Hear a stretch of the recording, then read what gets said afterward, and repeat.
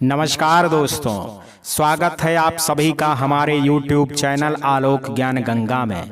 मित्रों, आज जो कहानी मैं आपको सुनाने जा रहा हूं उसका शीर्षक है पहला प्यार। इससे पहले कि मित्रों आप हमारी कहानी में खो जाएं, अगर आप हमारे चैनल पर पहली बार विजिट कर रहे हैं तो कृपया चैनल को सब्सक्राइब कर लें, बेल आइकन को प्रेस कर लें ताकि इस तरीके की कहानियां जो हर रोज मैं लेकर के आता हूं उसका नोटिफिकेशन सबसे पहले आप तक पहुंचे। तो चलिए मित्रों, देर ना करते हुए कहानी की तरफ बढ़ते हैं। आज कई दिन बाद मैं खुद के साथ वक्त बिता रही हूँ। काम में इतना व्यस्त रहती हूँ कि खुद को भी वक्त नहीं दे पाती, और इस वक्त अगर हाथ में एक प्याला कॉफी हो तो मेरा मन अति प्रसन्न हो जाता है। मैं कीर्ति हूँ, पेशे से एक वकील हूँ, जिसके चलते हमेशा दिमाग को तरोताजा रखना पड़ता है, तभी तो मेरा दिमाग काम करता है। अब मेरा तो ऐसा ही है, मेरी सुबह और रात तो कॉफ़ी के प्याले से ही समाप्त होती है। हालांकि मैं हमेशा से इतनी कॉफ़ी नहीं पीती थी, या यूं कहें मुझे कॉफ़ी पीना पसंद नहीं था, पर कई बार किसी खास की पसंद कब आपकी पसंद बन जाए ये हमें खुद नहीं मालूम चलता है। ऐसा ही कोई खास मेरी जिंदगी में भी था। देखा जाए तो था कहना गलत होगा, क्योंकि वो तो अब मेरे साथ है, मेरी यादों में, मेरी बातों में और मेरी कल्पनाओं में। किसी को टूट करके प्यार करना क्या होता है ये बिखर करके संभलने के बाद ही पता चलता है। वो हमेशा मुझसे कहता था, किट्टू मेरी तो पहली मोहब्बत है ये कॉफी। प्यार से वो मुझे किट्टू कहता था। बचपन के दोस्त थे हम और पड़ोसी भी थी। घर आना जाना भी लगा रहता था उसका। उसने एक दिन अपने हाथों से कॉफी बना के पिलाई थी। कहा था, किट्टू तू एक बार पी करके देख, तुझे भी प्यार हो ही जाएगा। और मैं उसकी आंखों में खोचे सोच रही थी, मेरी तो पहली और आखिरी मोहब्बत तू है, तेरी जगह कोई नहीं ले सकता। मीत ना जाने कब मुझे तेरी मोहब्बत समझ आएगी। आज भी सोचती हूँ तो दिल कहता है वक्त को पीछे खींच लूं और अपने वो जज्बात बता दूं मीत को जो कभी कह नहीं पाई।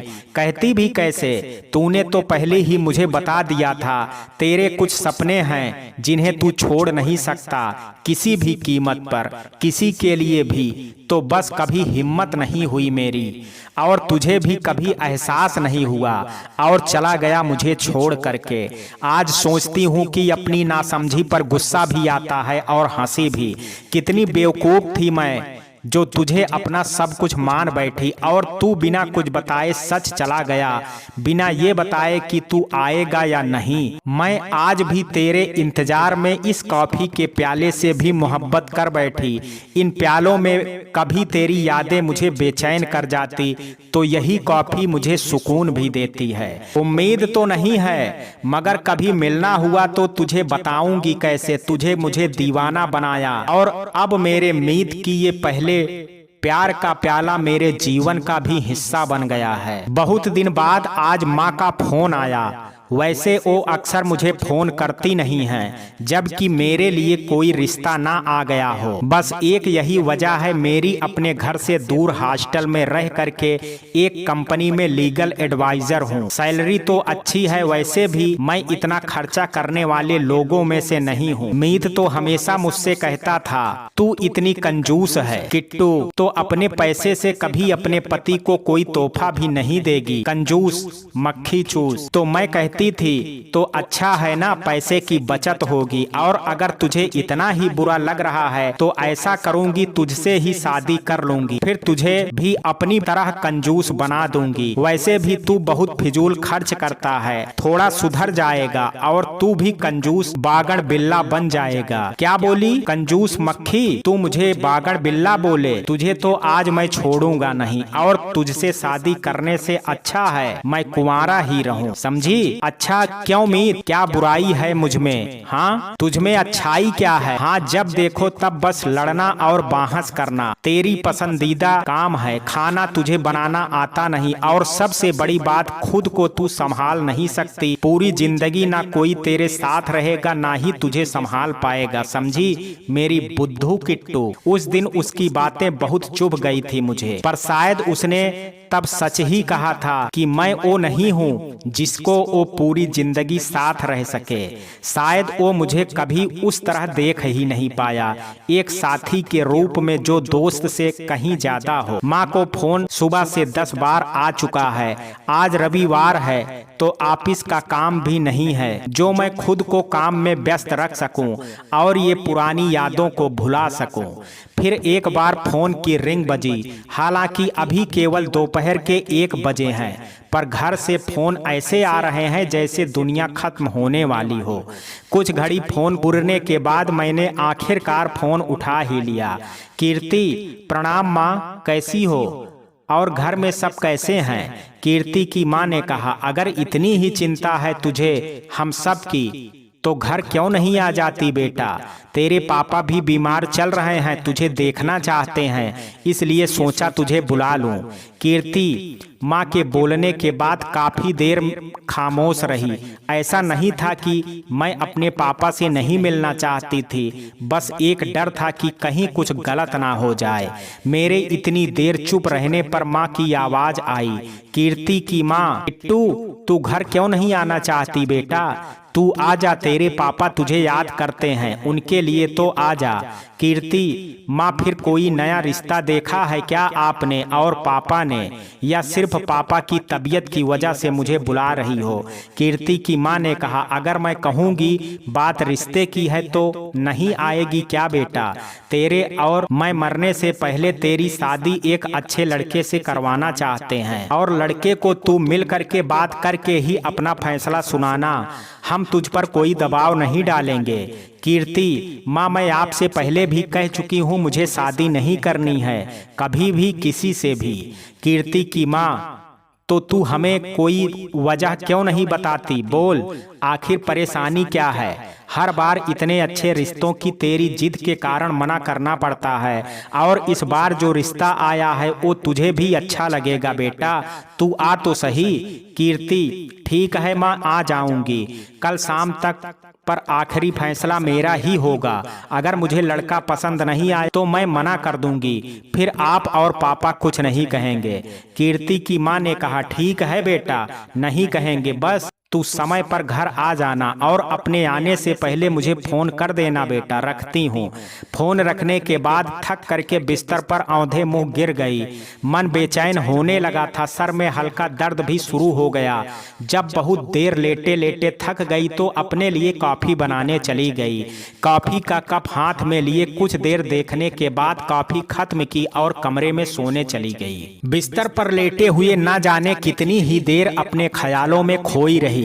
जब से मम्मी ने शादी के लिए कहा है तब से ही मन कहीं दूर भागने का कर रहा है, जहां से कोई मुझे ढूंढ ना पाए, जहां से किसी की आवाज भी मेरे कानों तक पहुंच ना सके। पता नहीं क्यों ये ख्याल आ रहे हैं। ऐसे तो नहीं थी मैं पहले तो मम्मी पापा से दूर जाने की बात पर ही पूरा घर सर पर उठा लेती थी। कई घंटों किसी से बात ना करना, ठीक से खाना ना खाना, पर अब तो घर जाने का नाम सुनते ही मन उदास और बेचैन होने लगता है। पता नहीं क्यों, पर मैं मम्मी को मना नहीं कर पाई। गलत भी क्या कहा उन्होंने, उन्हें भी मेरी फिक्र है और पापा भी तो मुझे देखने के लिए तरस रहे हैं, तो उनकी खुशी के लिए तो मुझे घर जाना चाहिए। और फिर मैं तो बोल चुकी हूँ कि शादी का आखिरी फैसला मेरा ही होगा, तो इसके आगे वो लोग कुछ करेंगे भी नहीं और पापा मम्मी भी मेरे आने से खुश हो जाएंगे।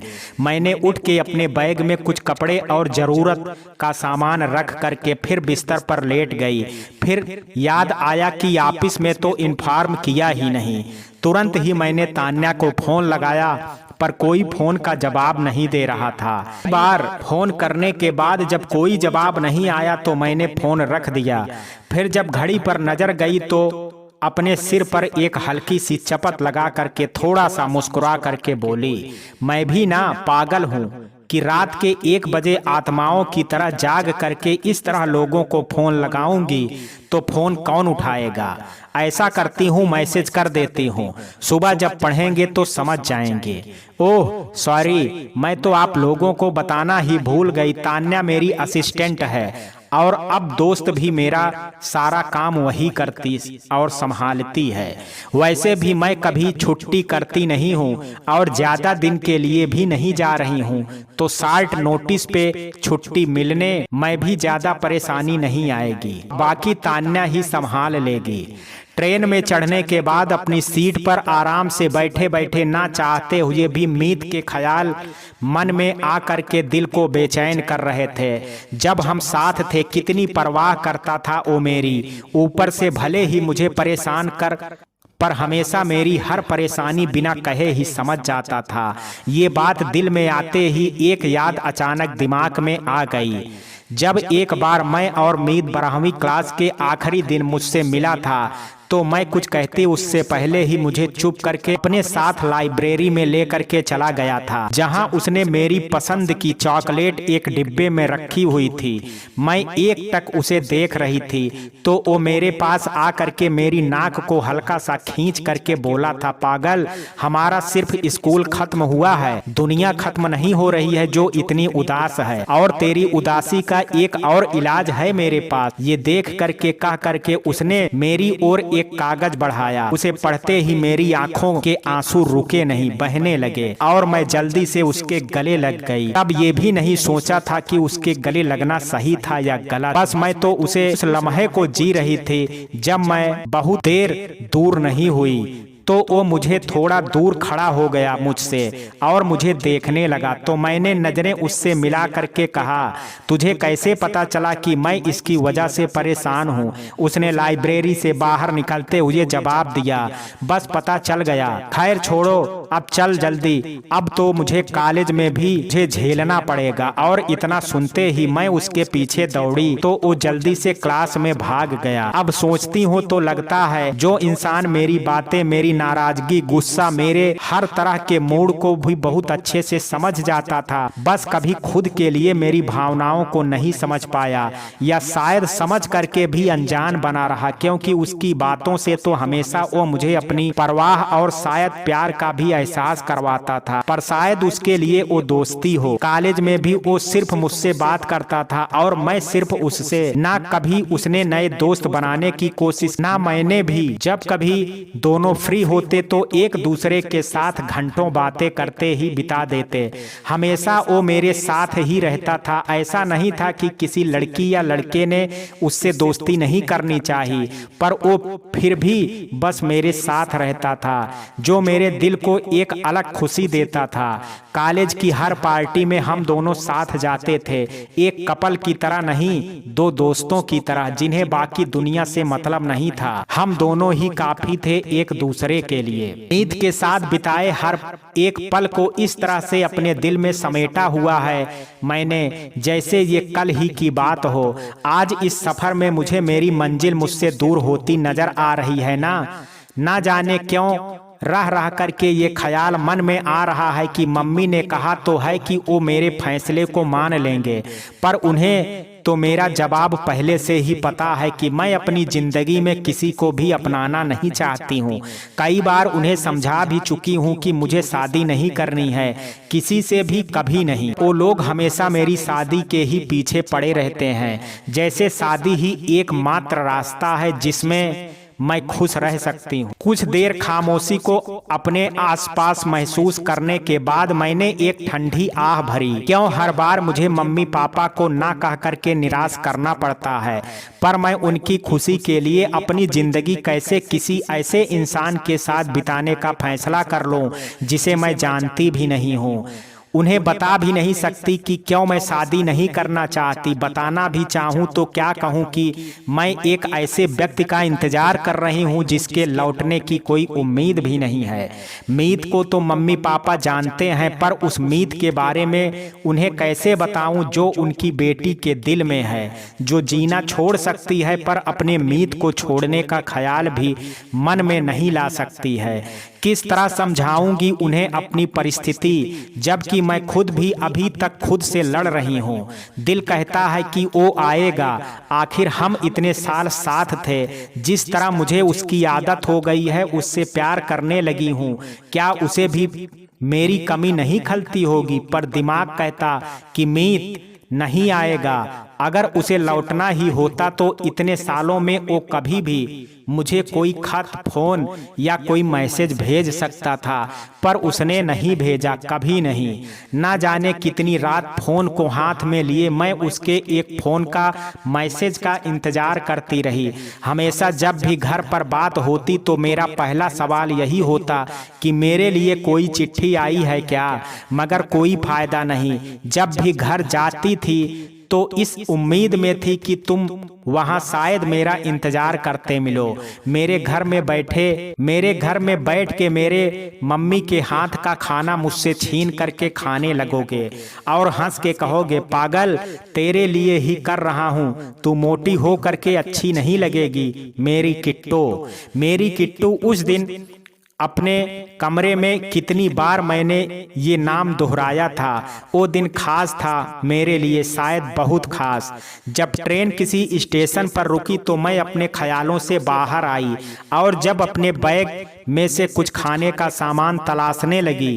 कुछ खाने के बाद चुपचाप अपनी सीट पर आंखें बंद करके सोने की कोशिश करने लगी, मगर शायद आज नींद भी मुझसे गिला कर बैठी थी। इसी तरह कुछ देर आंखें बंद करने के बाद भी जब मुझे नींद नहीं आई तो मैं फिर खिड़की से लग करके बाहर की ठंडी हवा का मजा लेने लगी। इन 2 दिनों में अब मुझे शांति महसूस हुई। ये ठंडी हवा जैसे मेरे मन को शांत कर रही थी। सुबह जब आंख खुली तो पहले कुछ खाया, फिर अपने फोन को चेक करने लगी। अचानक किसी की आवाज कानों में पड़ी। 2 लोग शायद आपस में किसी बात पर बहस कर रहे थे। ध्यान से सुनने पर पता चला कि वो लड़का लड़की को मना कर रहा है दूसरे शहर जा करके पढ़ने के लिए। उनकी बातें सुन करके पता नहीं क्यों मैं भी मुस्कुराने लगी।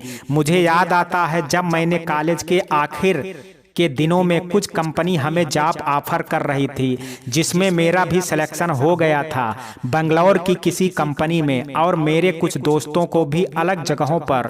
सब बहुत खुश थे, बस एक मैं ही उदास थी, आंखों में आंसू भरी थे। घर आ करके बिना किसी से बात किए कमरे में चली गई थी। शाम तक भी जब मैं बाहर नहीं आई तो माँ कमरे में आई तो मैंने किसी से भी बात नहीं करने को कह करके दरवाजा बंद कर लिया।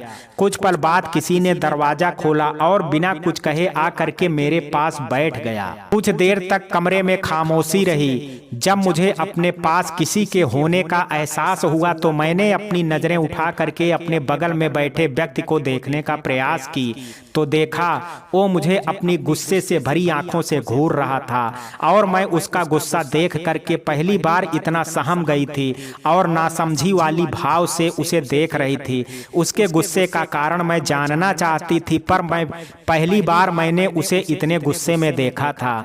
मैंने डर से अपनी नजरें नीचे किए बैठी रही, पर फिर भी वो खामोश मुझे देख रहा था और मैं अपनी गर्दन नीचे किए उसके बोलने का इंतजार करती रही। कमरे में हल्की रोशनी थी और खिड़की भी बंद थी। सर्दी के मौसम में तो वैसे भी दिन कब रात में तब्दील हो जाता है पता ही नहीं चलता है।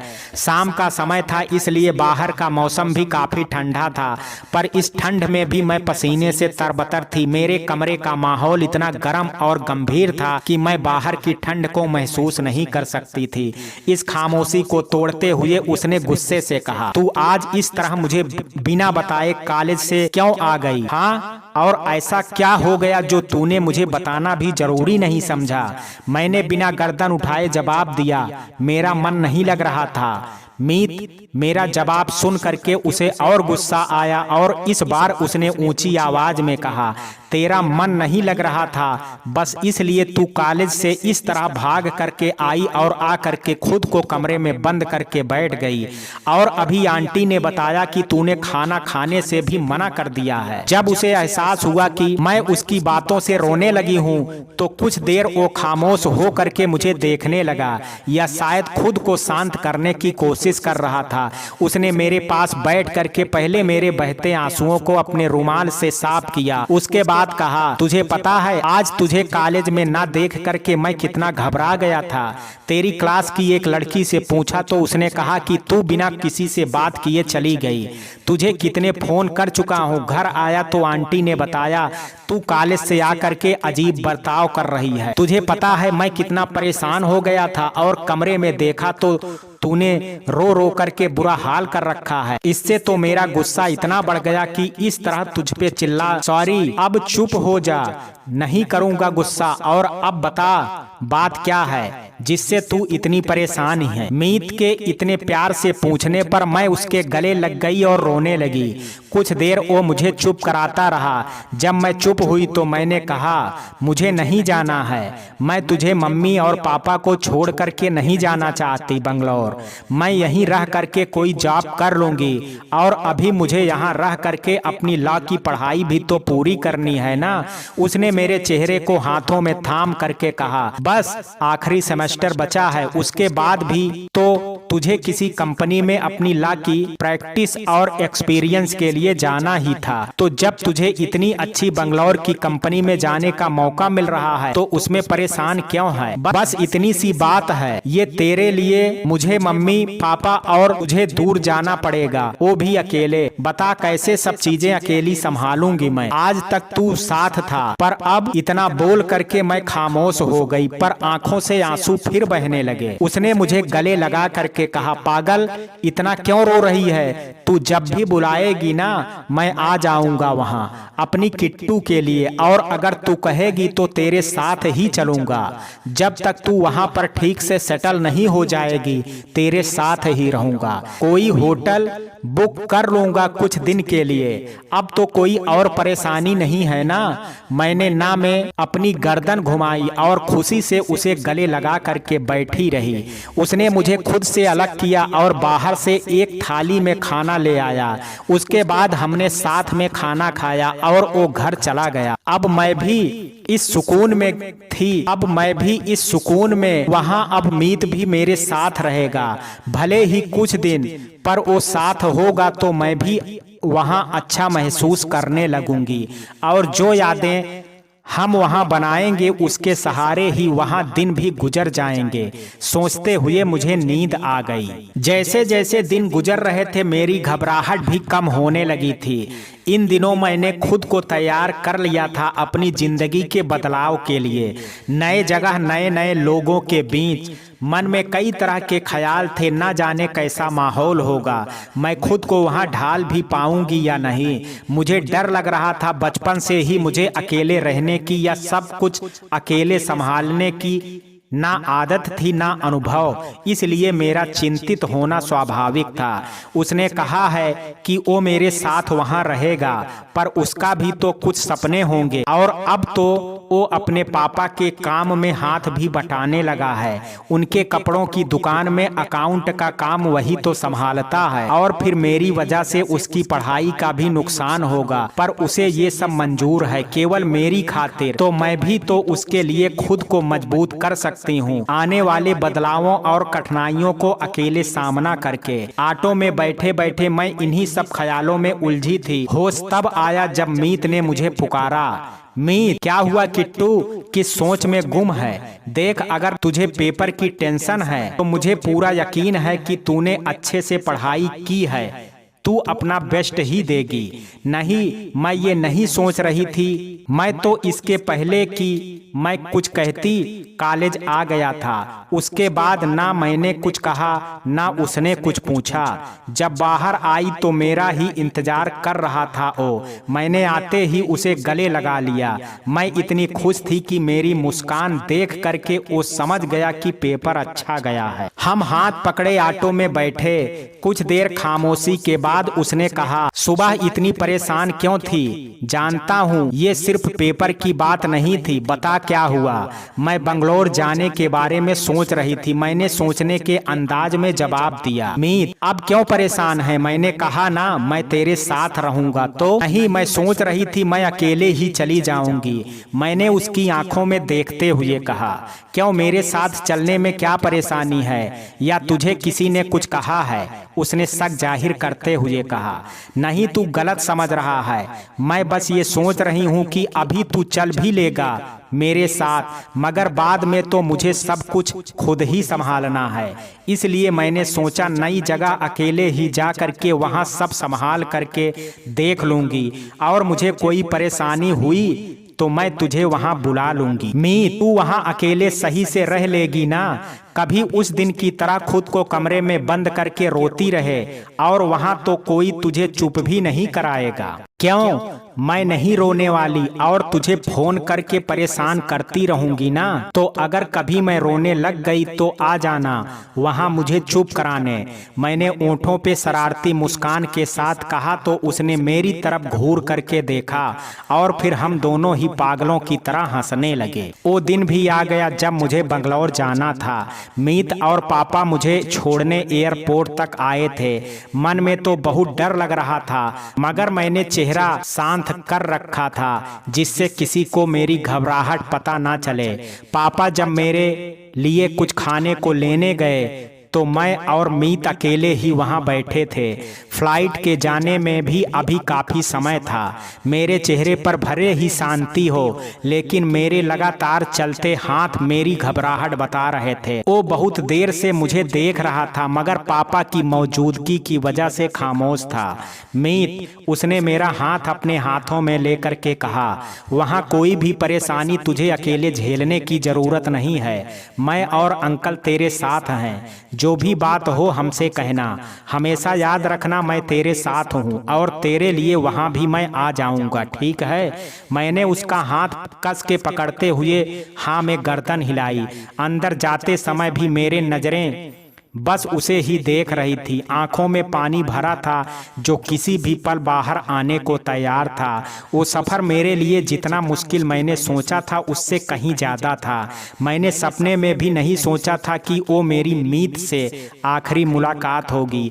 अगर पता होता तो क्या करती? शायद एक बार उसे कस के गले लगा लेती, रोक लेती, कहीं जाने नहीं देती, या फिर अपने दिल की बात तो उसे कभी मैं कह ही नहीं पाई, जो कभी वो समझ नहीं पाया, उसे बता देती। पर क्या वो रुकता मेरे लिए? जब उसे पता चलता कि मैं उससे कितना प्यार करती हूँ, क्या वो समझता मुझे, मेरे एहसासों को? मैं तो हर पल उसके सामने थी, तब भी उसे एहसास नहीं हुआ मेरी मोहब्बत का। तो कहने से क्या बदल जाता? प्यार ना सही, वो तो मेरी दोस्ती के लिए भी नहीं रुका।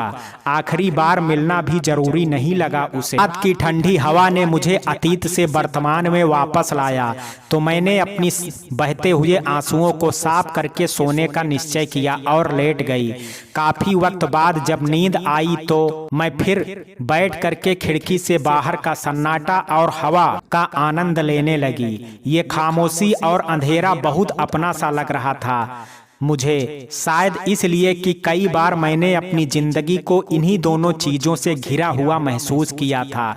एक समय था जब मैं बोले बगैर रह नहीं सकती थी और वो मुझे कितना टोकता था मेरे ज्यादा बोलने पर। हालांकि जब कभी उससे गुस्सा होती तो मेरी इसी बकबक के लिए पूरा दिन मुझे अलग अलग तरीकों से खुश करने और मनाने की कोशिश करता था। कैसे प्यार ना होता मुझे उससे, जब वो खुद को मेरी जिंदगी का एक अहम हिस्सा बन चुका था। जब मैं नाराज होती तो कोई मुझे मनाए या नहीं, पर वो जरूर मनाता था। मेरे बेवजह गुस्से को भी सहन करता था और उसके बाद मुझे प्यार से समझाता भी था। जब मुझे मदद की जरूरत होती तो हमेशा मेरे पास रहता, खुद के चाहे प्रोजेक्ट बने हो या नहीं, मगर मेरी पढ़ाई में हेल्प करने के लिए हमेशा तैयार रहता।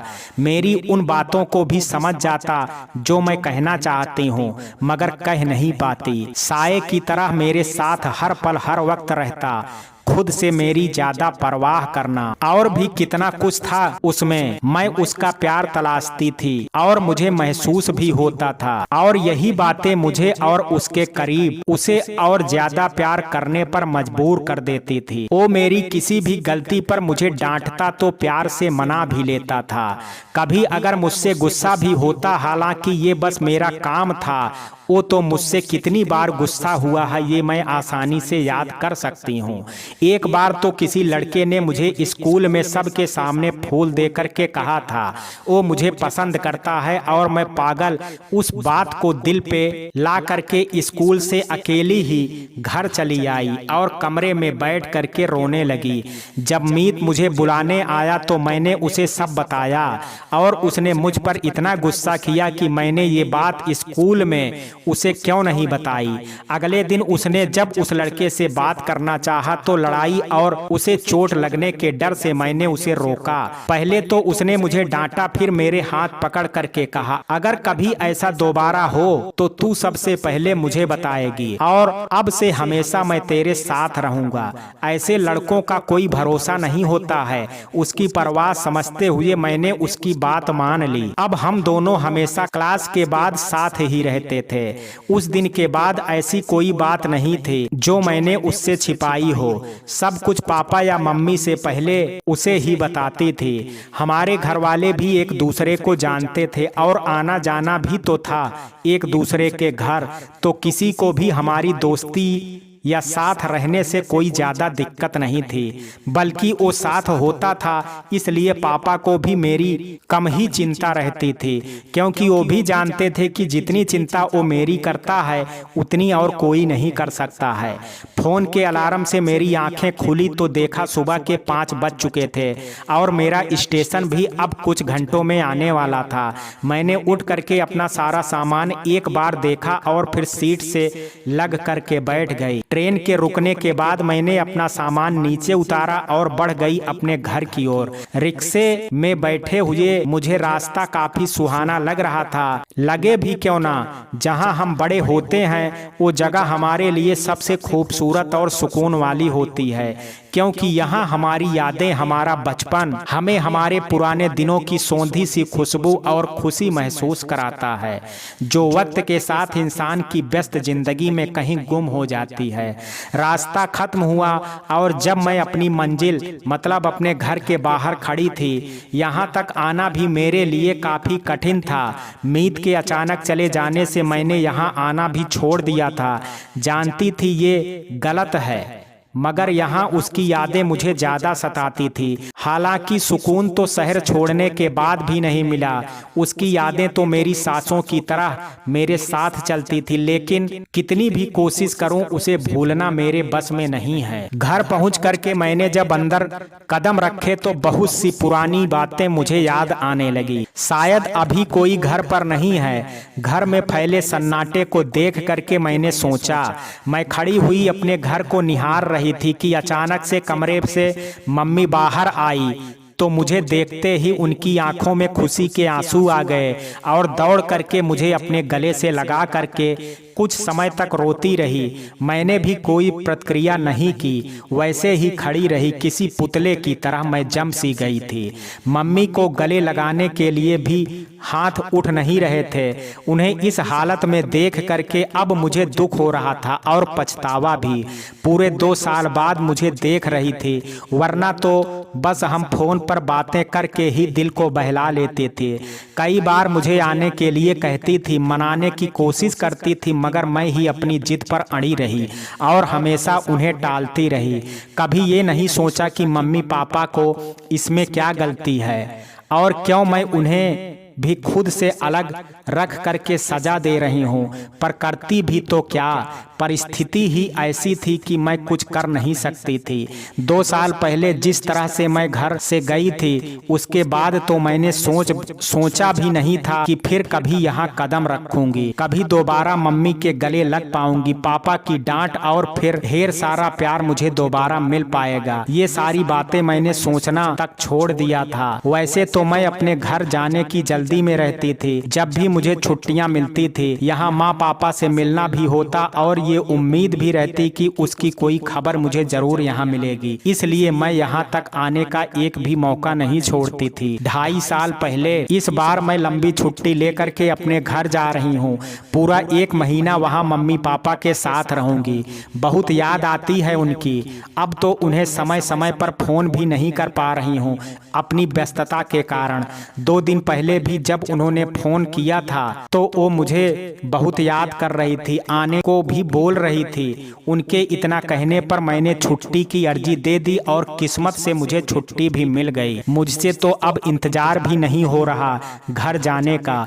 खुशी में मैं ठीक से आराम भी नहीं कर पाई और निकल गई अपने घर जाने के लिए। घर जा कर के देखा तो यहाँ पहले से ही कुछ लोग आए हुए थे, शायद पापा के कुछ खास हों। ये सोच करके मैं बिना कुछ बोले अपने कमरे में चली गई। मम्मी मेरे कमरे में आई और मुझे गले लगा करके कहने लगी, तुझे वक्त नहीं मिलता क्या बेटा? फोन पर भी ठीक से बात नहीं करती है, तेरी बहुत याद आती है। इस बार आई है तो कुछ समय के लिए यहीं रुक जा, तेरे पापा को भी अच्छा लगेगा। मैं उनके गले लगे खड़ी रही, रोना तो मुझे भी आ रहा था। इसे मम्मी पापा के पास कई दिन बाद मम्मी पापा के पास आई थी, ढेर सारी बातें उनसे करना चाहती थी। दूर रह करके उनके प्यार के लिए जितना तरसी हूँ, इस एक महीने में वो सारी कमी भर देना चाहती थी। मम्मी ने मेरे माथे को चूमते हुए कहा, पलंग पर तेरे लिए मैंने एक साड़ी निकाली है, वो पहन करके जल्दी से आ जाना, बाहर तुम्हें देखने वाले आए हैं। उन्होंने तो तुम्हें तस्वीर से ही पसंद कर लिया है, यहाँ बस तुझसे बात करके वो रिश्ता पक्का करना चाहते हैं। मैं अवाक सी खड़ी मम्मी की बात सुन रही थी। दिमाग ने तो जैसे काम करना ही बंद कर दिया था। मैं सोचने लगी तो ये वजह थी मुझे इस तरह से अपनी कसम दे करके जल्दी बुलाने की। मैंने वैसे ही बिस्तर पर बैठी रही जब तक कि मम्मी दोबारा कमरे में नहीं आ गई। किट्टू, तू अभी तक ऐसे बैठी है बेटा, जल्दी तैयार हो जा, वो लोग बहुत देर से तेरे आने का इंतजार कर रहे हैं। उन्हें और इंतजार करना अच्छी बात नहीं है बेटा। जब मैंने कोई जवाब नहीं दिया तो मम्मी ने मुझे कंधों से पकड़ करके हिलाया। कहाँ खोई है? तुझसे बात कर रही हूँ मैं। मैंने जल्दी से अपना बैग उठाया और दरवाजे की तरफ बढ़ गई। मुझे इस तरह देख करके पापा मेरे पास आ गए। कहाँ जा रही है किट्टू? अभी तो आई है। मैंने उनकी ओर बिना देखे कहा, मुझे कोई शादी नहीं करनी है और अब आपने मुझे इसीलिए यहाँ बुलाया है ना पापा? बोले। मैंने आंसुओं से भरी हुई नजरों से उन्हें देखते हुए पूछा। मेरी आवाज इतनी तेज थी कि सब लोग बाहर आ गए। उन लोगों को जब मैंने देखा तो मैं उनकी ओर बढ़ गई और कहा, मैं ये शादी नहीं करना चाहती, आप लोग जा सकते हैं। मेरी बात सुन करके उन्होंने पापा की तरफ देखा तो वो सिर झुकाए खड़े थे। वो लोग चले गए। पापा ने मेरा हाथ पकड़ा और मुझे कमरे के अंदर ले गए। मम्मी भी घबराई सी हमारे पीछे आई। पापा ने मेरा हाथ छोड़ करके मुझे देख कर कहा, क्या चाहती है तू? जिंदगी भर ऐसे ही रहेगी क्या? इतना अच्छा रिश्ता था, मेरे जानने वाले थे। अभी सिर्फ सगाई चाहते थे, शादी तब होती जब तू चाहती। ऐसा लड़का मिलेगा कहीं जो शादी से पहले ही तेरे लिए इतना सोचता है?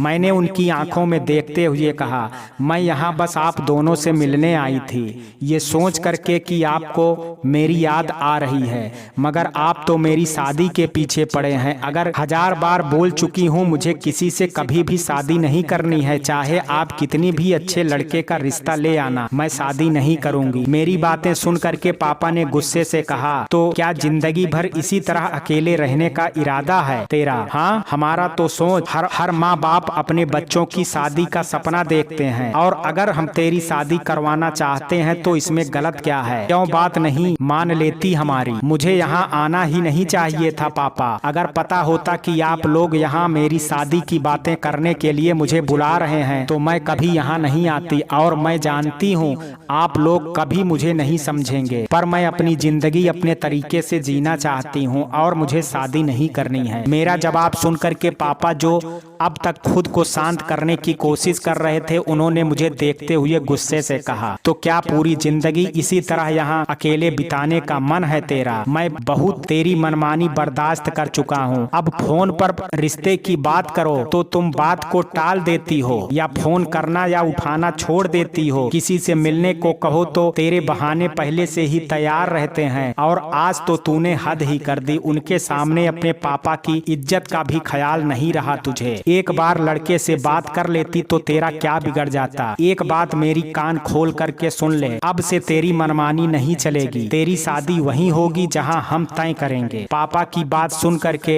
एक बार मुझे इतना गुस्सा आया जैसे इतने वक्त से दबा दर्द उस गुस्से के साथ बाहर आ गया हो, और मैंने भी चिल्लाते हुए कहा, अगर आप लोग लोग मेरे साथ जबरदस्ती करना चाहते हैं तो सुन लें, मैं अब यहाँ से जा रही हूँ और वापस नहीं आऊंगी कभी। और मैं अपने सामान को समेट करके घर से निकल गई और मम्मी मुझे रोते रोते पुकारती रही, पर मैंने एक बार मुड़ करके भी नहीं देखा। पापा भी वैसे ही खड़े रहे, बिना मेरी ओर देखे अपने कमरे में चले गए। जब घर से निकली थी तो सोचा था अब कभी यहाँ नहीं आऊंगी, कभी सोचा नहीं था कि इस तरह मुझे यहाँ दोबारा आना पड़ेगा। वैसे भी रिश्ते इतनी आसानी से भुलाए नहीं जा सकते हैं। उस दिन भले ही मैंने गुस्से में कहा था कि मैं यहाँ नहीं आऊंगी, मगर हमेशा मम्मी पापा की फिक्र तो रहती ही थी। याद भी बहुत आती थी, बस बात करने की हिम्मत नहीं हो पाती थी। माँ से मिलने के बाद मैं सीधा अपने कमरे में पहुँच गई।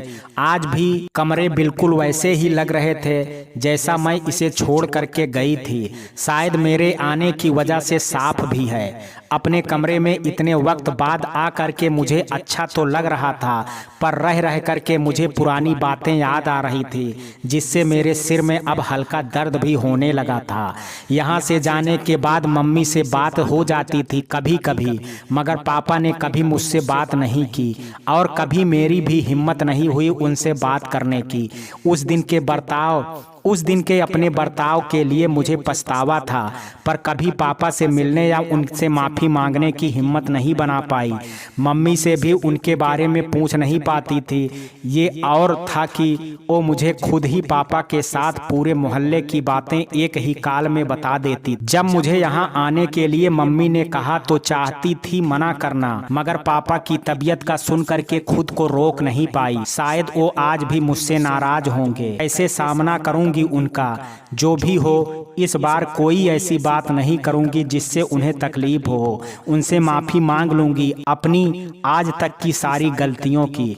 जानती हूँ वो भी मुझे याद करते होंगे, बात करने का मन करता होगा, पर खुद को रोक लेते होंगे। पर इस बार आई हूँ तो उनकी नाराजगी या गुस्सा जो भी है उसे खत्म करने की कोशिश करूंगी। फ्रेश हो करके मैं कमरे से बाहर आई। हाल में कोई नहीं था तो मम्मी को देखने किचन की तरफ बढ़ गई। मम्मी खाना बना रही थी मेरी पसंद का।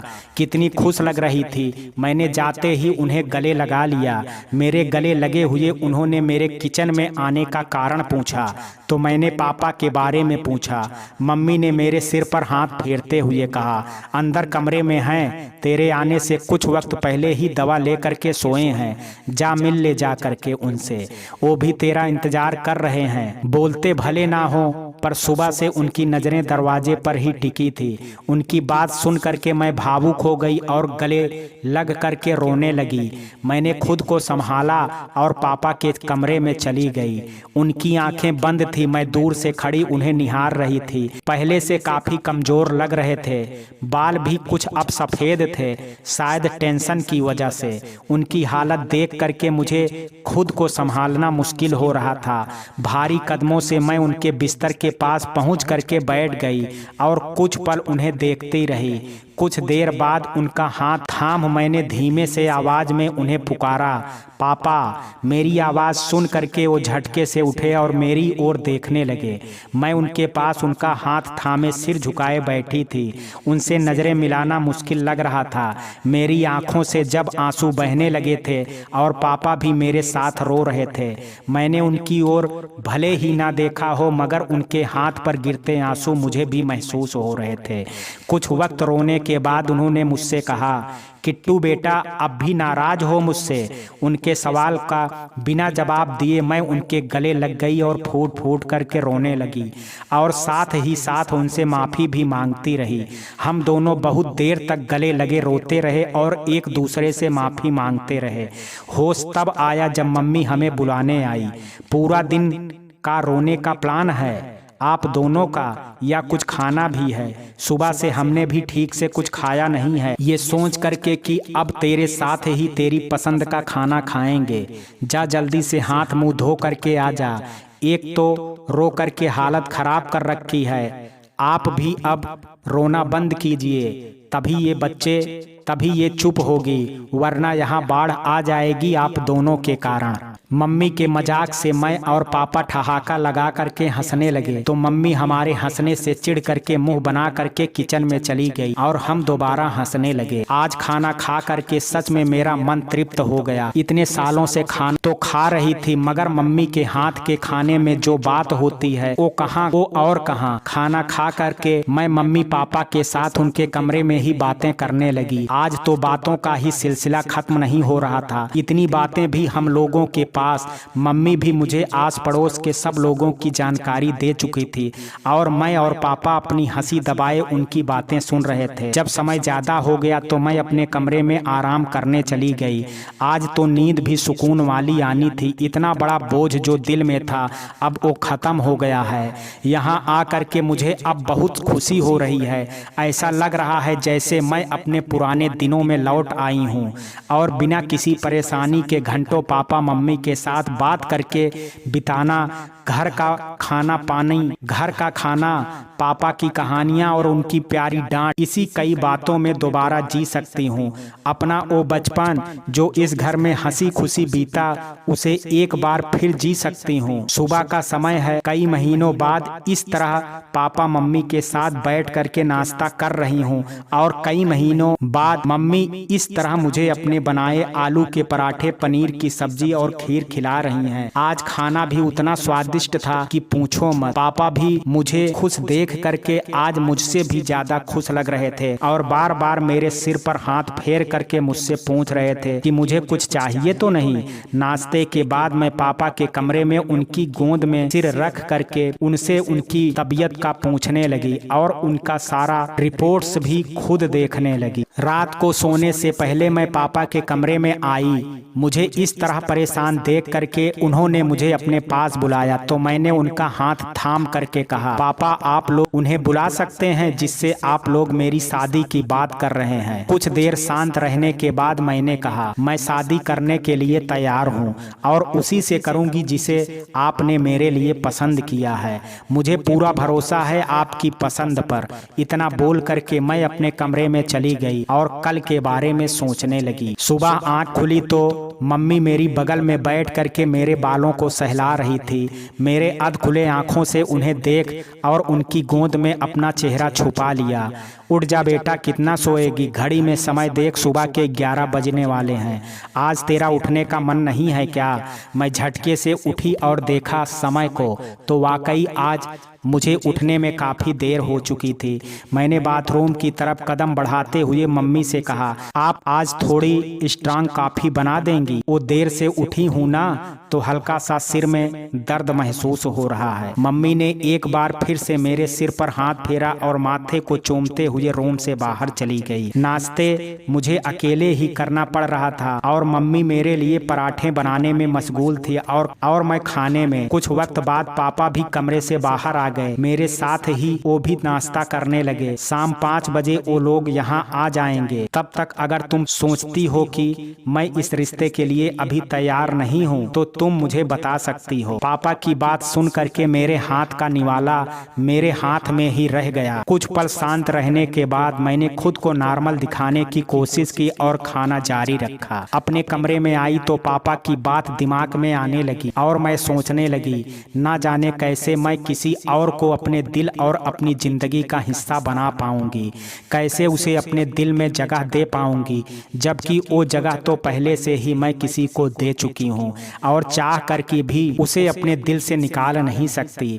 शाम को 4 बजे अपने कमरे में घंटों अपने लैपटॉप पर अपने काम में उलझे रहने के बाद मैं थक करके बाहर आई और अपने कदम किचन की ओर बढ़ाए। वहां पहुंची तो देखा आज माँ कुछ स्पेशल बना रही थी। मैंने माँ को गले में बाहें डाले कहा, 1 कप कॉफी पीनी है मुझे, इतनी देर से ऑफिस का काम करके थक गई हूँ। मेरी बात पर माँ ने हंस करके कहा, अभी कुछ देर रुक जा, मेहमान आने वाले हैं, फिर जी भर करके कॉफी पी लेना, पहले जा और अच्छे से रेडी हो जा। रूम में आ करके मैंने वही साड़ी पहन ली जो मम्मी ने मेरे लिए निकाली हुई थी। काफी खूबसूरत साड़ी थी। नीले रंग की प्लेन नेल की साड़ी मुझ पर काफ़ी जच रही थी। वैसे भी ये कलर काफ़ी पसंद था मुझे और साड़ी काफ़ी सिंपल थी तो मुझे बहुत अच्छी लग रही थी। बाहर आई तो पापा मुझे देख करके बहुत खुश हुए और मम्मी ने तो मेरी नज़र उतारना तक शुरू कर दिया। मैं उन दोनों को देख करके सुकून में थी। जैसे ही घर की बेल बजी तो जैसे मेरा दिल जोर से धड़कने लगा, अजीब सी घबराहट होने लगी। मुझे किचन में भेज पापा दरवाजे की ओर बढ़ गए। कुछ वक्त बाद मम्मी किचन में आई और काफ़ी बनाने लगी और मैं एक कोने में चुपचाप खड़ी खुद को आने वाली परिस्थितियों के लिए तैयार कर रही थी। काफ़ी की ट्रे मेरे हाथों में थमा करके मम्मी ने मुझे बाहर चलने का इशारा किया और मैं अपनी फूलती सांसें और बेतहाशा भागती धड़कनों को संभाले कांपते हाथों से ट्रे पकड़े होल की तरफ बढ़ती रही। ट्रे को टेबल पर रख करके मैं सामने सोफे पर बैठ गई। पापा उनसे बात कर रहे थे और मैं चुपचाप अपनी गर्दन नीचे झुकाए एक मूर्ति की तरह बैठी हुई थी। उसकी नजरें मैं खुद पर महसूस कर पा रही थी। मेरे बिल्कुल सामने बैठा था वो, पर फिर भी नजरें उठा करके उसने देख नहीं पा रही थी या देखना ही नहीं चाहती थी कि नजरें मुझे असहज कर रही थी। तब भी मैं खामोश रही। पापा ने कहा, किट्टू सबको अपने हाथ की कॉफी तो दो बेटा, काफी ठंडी हो रही है। अपनी जगह से खड़े हो करके मैंने ट्रे वापस हाथ में थामी और एक एक करके उन लोगों को पकड़ाती जा रही थी। जब उसके पास पहुंची तो कुछ पल उसके हाथ ही नहीं उठे कप लेने के लिए। शायद वो चाहता था कि मैं उसकी ओर देखूं या कुछ बोलूं, मगर मैं खामोश वैसे ही ट्रे हाथ में थामे कुछ देर उस लड़के के सामने खड़ी रही।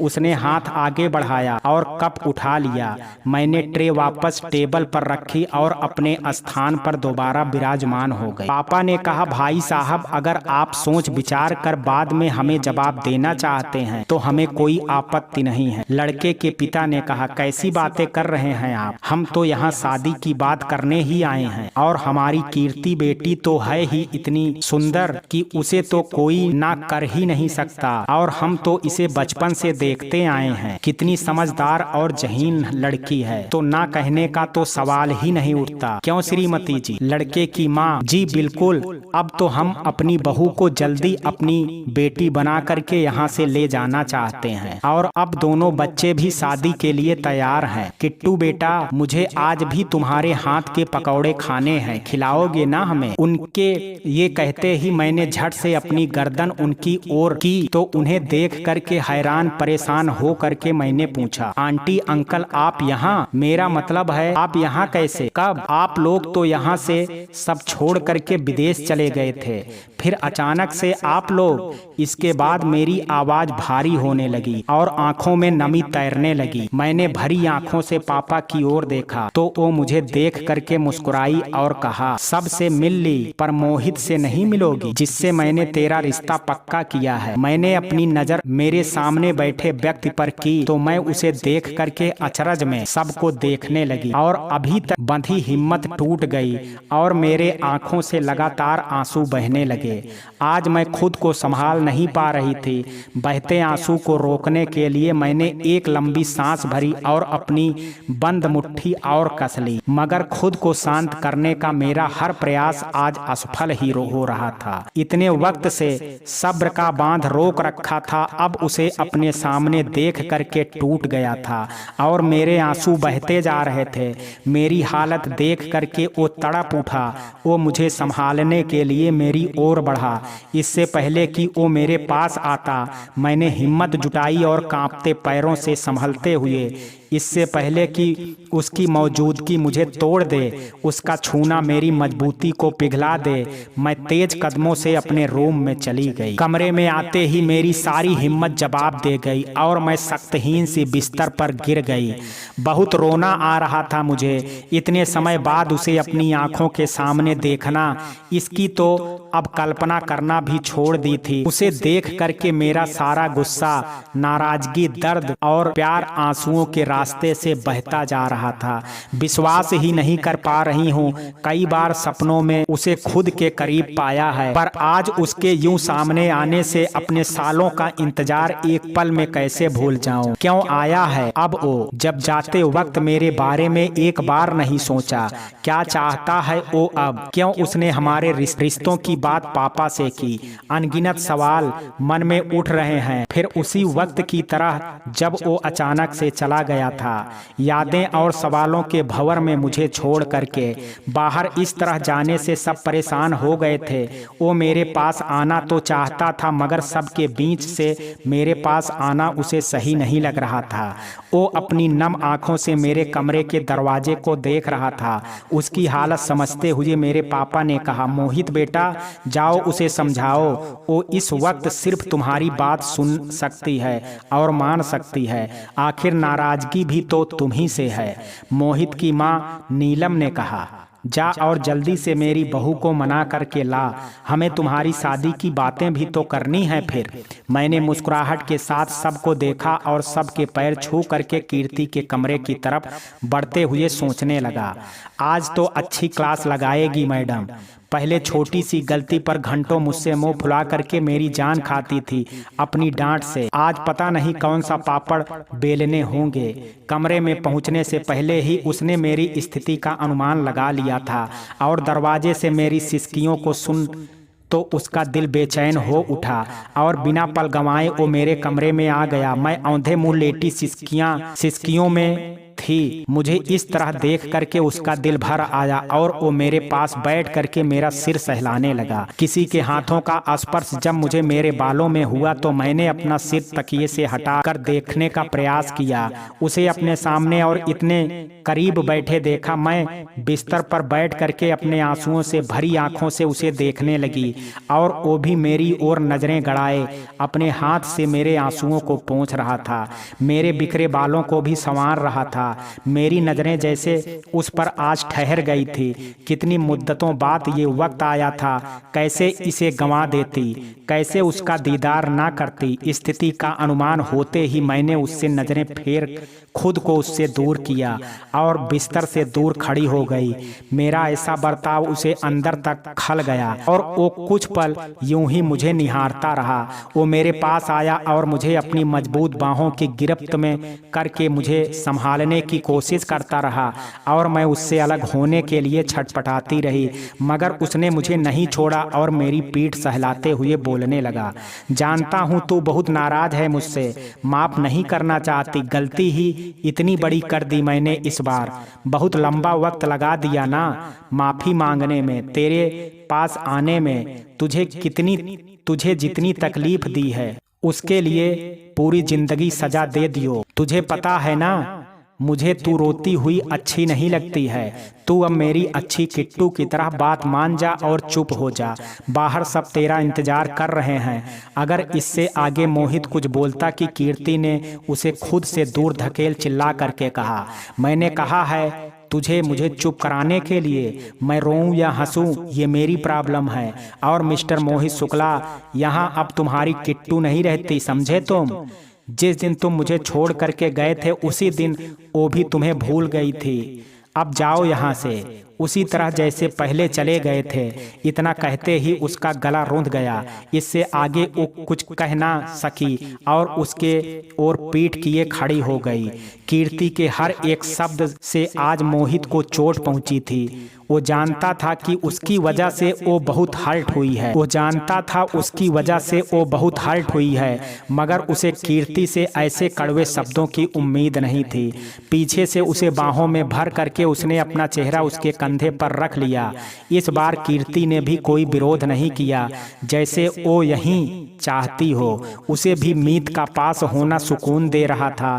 चुपचाप वो आंसू बहाते हुए नजरें नीचे झुकाए अपने हाथों की मुट्ठियों को बांधे हुए उसकी बाहों में खड़ी थी। जानता हूँ मैंने अपने दिल की बात तुझे कभी नहीं बताई और हमेशा तेरे हाल से भी खुद को बेखबर दिखाया है, मगर ऐसा नहीं था। पता था मुझे कि तू मुझसे कितना प्यार करती है, प्यार की उम्मीद रखती है मुझसे। मैं हर बार यही दिखाता कि मैं सिर्फ तुझे अपनी दोस्त मानता हूँ, कभी तुझे अपने अंदर की भावनाओं से अवगत नहीं कराया। जानती है क्यों?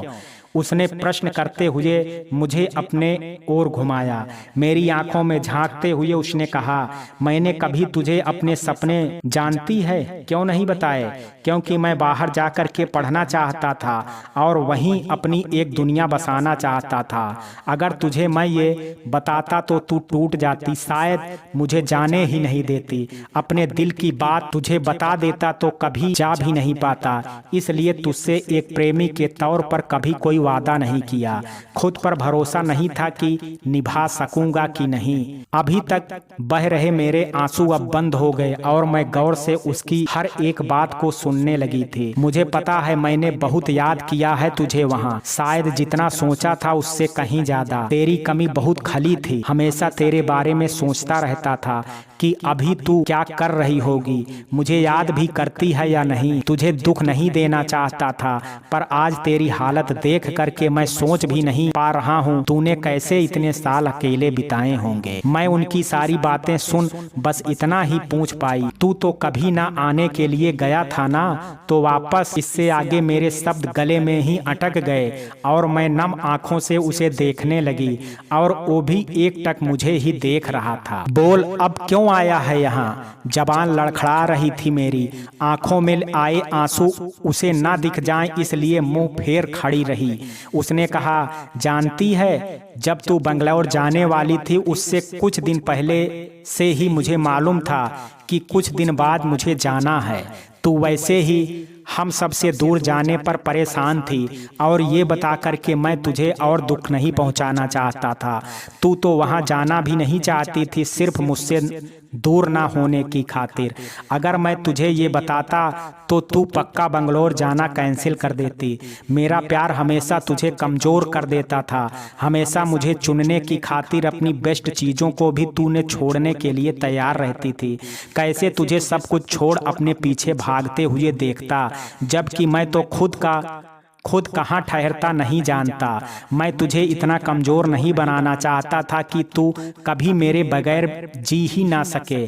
कोई भी इंसान हमेशा पास रहे ये जरूरी नहीं है और जाने अनजाने तू मुझे अपनी कमजोरी बना चुकी थी। पर मैं खुद को पहले तेरे काबिल देखना चाहता था और तुझ पर तो खुद से ज्यादा भरोसा था मुझे। मेरे सिवा तू कभी किसी को अपनी जिंदगी में वो जगह नहीं देती। मैंने तुझे हमेशा अपने दिल की बात छुपाई। ऐसा नहीं था कि मैं बताना नहीं चाहता था, जानता था तेरा जवाब क्या होगा। पहले मैं अपने प्लान्स पूरे करना चाहता था, फिर इन सब में मैं तो कहीं ना कहीं मेरे लिए तो तू मेरी पूरी दुनिया थी और तेरे लिए तेरे सपने, करियर, तेरे प्लान सब जरूरी था सिवाय मेरे। आंखों से लगातार आंसू गिर रहे थे अटकते शब्दों में। मैंने जब ये कहा तो उसने कहा, तुझे ये लगता है कि तू मेरे लिए मायने नहीं रखती। मेरी जिंदगी की सबसे खास दोस्त थी तू। कभी तेरे अलावा किसी से मैं इतना घुल मिल या बात नहीं कर पाया।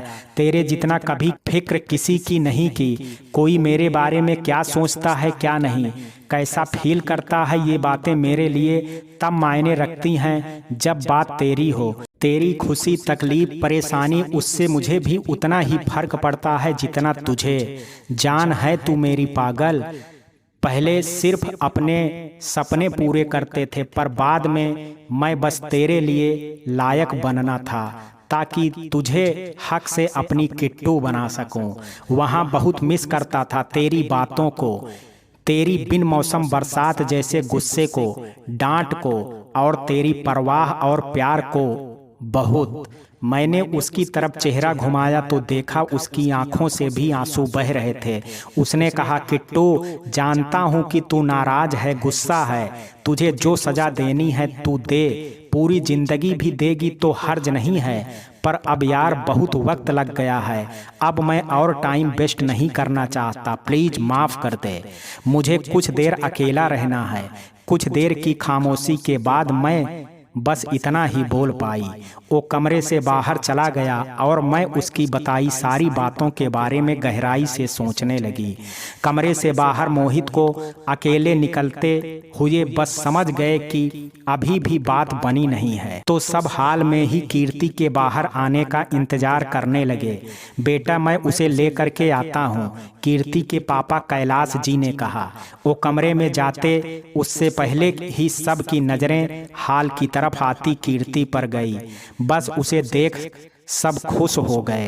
कीर्ति की नजरें अब अपने पापा मम्मी और मोहित के मम्मी पापा पर थी, मगर उसने एक बार भी उसे नहीं देखा था और वो कीर्ति पर ही अपनी नजरें गड़ाए बैठा था। पापा मेरी इस रिश्ते के लिए हाँ है, मगर मुझे कुछ वक्त चाहिए। रोहित की मम्मी तुम पर कोई दबाव नहीं है बेटा, जब तुम दोनों चाहोगे शादी तभी होगी, उन्होंने कीर्ति को गले लगाते हुए कहा। मोहित के पापा अब भाई इतना रुक गए हैं तो और सही, वरना इसके भरोसे तो मुझे लगने लगा था बिना बहू के ही रहना होगा बुढ़ापे तक। उनकी ये बात सुन करके सब ठहाका लगा करके हंसने लगे और मैं हैरानी से सबको देखने लगी। मतलब दुविधा से मैंने प्रश्न किया, अरे बेटा तेरी शादी की बात तो बंगलौर जाने के बाद ही हमने तय कर दी थी मोहित से, पर पापा आपको कैसे पता चला कि मेरा मतलब हम दोनों एक दूसरे को पसंद करते हैं। मोहित मैंने बताया था सबको, तेरे जाने से बहुत परेशान था, तुझे अपने दिल की बात भी नहीं बता पाया था, और अगर तेरे यहाँ से जाने के बाद तू मुझसे दूर हो जाती तो इसलिए मैंने पापा को सब बताया और उन्होंने अंकल से बात की। जाने के बाद भी अंकल से मैं तेरी सारी खबर रखता था।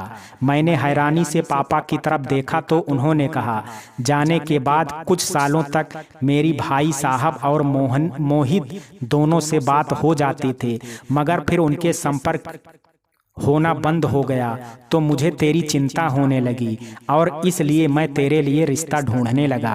तेरा अकेलापन और तकलीफ मुझसे देखी नहीं जाती थी, इसलिए तेरी जिंदगी में मैं एक साथी चाहता था जो तेरा खालीपन भर सके। हर माँ बाप अपने बच्चों को खुश देखना चाहते हैं और मैं भी बस वही चाहता था बेटा। तुझे पता है मोहित भी मुझसे यही कह करके गया था, अंकल कीर्ति मेरी जान है, मगर उससे पहले वो आपकी बेटी है। अगर आप मेरा इंतजार ना करके उसके लिए मुझसे कोई बेहतर इंसान ढूंढकर उसकी जिंदगी में लाएंगे तो भी मुझे कोई आपत्ति नहीं होगी। वो आपकी बेटी है, उसका फैसला हमेशा आप ही करेंगे और मैं जानता हूँ आपके लिए बहुत मुश्किल होगा उसे इस तरह तड़पते हुए देखना। मैं बस ये चाहता हूँ कि वो खुश रहे, चाहे मेरे साथ या मेरे बगैर। कुछ देर बाद कीर्ति के कमरे में नाराज सी खड़ी कीर्ति मोहित से कहती है, सबसे बात कर ली, मुझसे नहीं कर सकता था कुछ?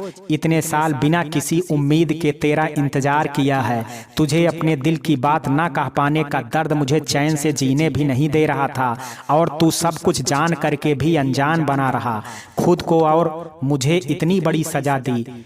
कभी तो मुझे अपने दिल की बात बताता। मोहित यार, तुझे कुछ कहने की हिम्मत ही नहीं थी, तेरे सामने हमेशा कमजोर पड़ जाता था। तेरी आंख में एक आंसू तो मुझे बर्दाश्त नहीं होता। अरे मेरे जाने को सुन करके तो पक्का यहाँ बाढ़ ही आ जाती। उसकी बात सुन करके मैं मुस्कुराने लगी तो उसने मुझे बाहों में भरते हुए कहा, आज भी तेरी मुस्कुराहट मेरे लिए उतनी ही कीमती है, मुस्कुराती रहा कर। मोहित मैंने अभी भी तुझे माफ नहीं किया है, समझा? तो पहले मेरी माफी हासिल कर, उसके बाद सोचूंगी शादी का। मोहित मतलब शादी तो मुझसे ही करोगी ना? कीर्ति पता नहीं। मोहित उसका जवाब सुन करके घबरा कर कहा, यार कीर्ति मजाक मत कर प्लीज, तेरे छोटे से मजाक ने मेरी जान ले लेनी है। अगर तू कहेगी तो पूरी जिंदगी तेरी डांट गुस्सा झेलूंगा, तेरी सब बातें भी मान लूंगा। कीर्ति वो तो पूरी जिंदगी तुझे वैसे भी झेलना है, और रही बात शादी की तो वो हमारी होगी ही, पर उससे पहले तुझे सबक सिखाऊंगी ना। मुझे इतना टार्चर जो किया है तूने, वो नम आंखों से कहती है। कीर्ति को अपने सीने से लगा करके मोहित बोला, पागल, कुछ जानबूझ करके थोड़े ही किया है मैंने, और मैं तो अपनी किट्टू से इतना प्यार करता हूँ कि जितना मैं कभी तुझे समझा भी नहीं सकता। उसे मजबूती से बाहों में थामे कहता है। वो उसके सीने से अपना सिर उठा करके उसकी आंखों में देख कहती है, सच्ची, हमेशा तो मुझे कहता था कि तेरे जैसी पागल झल्ली से कौन प्यार करेगा। वो सब क्यों कहता था? हाँ बोल, तू अभी भी नहीं समझी? वो तो तुझे तंग करने का मेरा पसंदीदा तरीका था। कैसे तू झट से मुंह बना लेती थी, ये सुन करके मुझे तो अभी भी तेरा चेहरा याद करके हंसी आ रही है। मोहित ने कीर्ति को चिढ़ाते हुए कहा। मोहित कीर्ति ने उसे घूरते हुए थोड़ी तेज आवाज में कहा, नाक तो मैं अपना ही बना रहा था, देखा जाए तो, क्योंकि वो झल्ली पागल तो मेरी ही लाइफ लाइन है। आज इतने दिन बाद तू और मैं साथ हैं ना, इससे इस पल का इंतजार था। हाँ, आज सब सपने जैसा लग रहा है मुझे। उसने सोचने के अंदाज में बोला। कमी? कैसी कमी? सब कुछ तो परफेक्ट है। तू, मैं और हमारा प्यार। मोहित ने कहा। मैंने तुझसे भी ज्यादा तेरे हाथ की कॉफी को याद किया है। तू मेरे लिए बनाएगा ना पहले की तरह? उसने उम्मीद भरी नजरों से देखा। अच्छा, तो मैडम को मेरे पहले प्यार से प्यार आखिर हो ही गया। पहले तो ऐसा दिखाती थी जैसे मुझ पर कोई एहसान कर रही है, जबकि इतनी प्यार से बनाता था स्पेशल तेरे लिए। हाँ, तो पहले नहीं पसंद थी, अब हो गई है। उसके बाद दोनों ने साथ में ढेर सारी बातें की। कई सालों से दोनों एक दूसरे से कहना तो चाहते थे मगर कह नहीं पाते थे। इनकी शादी की डेट भी 15 दिन बाद की रखी गई, क्योंकि दोनों ही अब और वेट नहीं करना चाहते थे। शादी में दोनों ने एक दूसरे को पसंद के कपड़े पहने। कीर्ति अपने प्यार के रंग में खुद को रंग के आज फूलों नहीं समा रही थी। मोहित तो आज अपनी किट्टू से अपने नैनों को हटा ही नहीं पा रहा था, इतनी सुंदर लग रही थी वो। आज दोनों को सालों का इंतजार और तड़प का अंत हुआ था, और दोनों ही एक दूसरे का साथ पा करके बेहद खुश थे, एक दूसरे की बाहों में सुकून से सो रहे थे। तो मित्रों, ये कहानी आपको कैसी लगी? आप अपनी राय मुझे कमेंट बॉक्स में ज़रूर दीजिएगा। वीडियो पसंद आया हो तो वीडियो को लाइक, शेयर, अगर चैनल पर पहली बार विजिट कर रहे हैं तो कृपया चैनल को सब्सक्राइब करना ना भूलें। कल मिलते हैं एक नई कहानी के साथ, तब तक के लिए जय हिंद, जय भारत।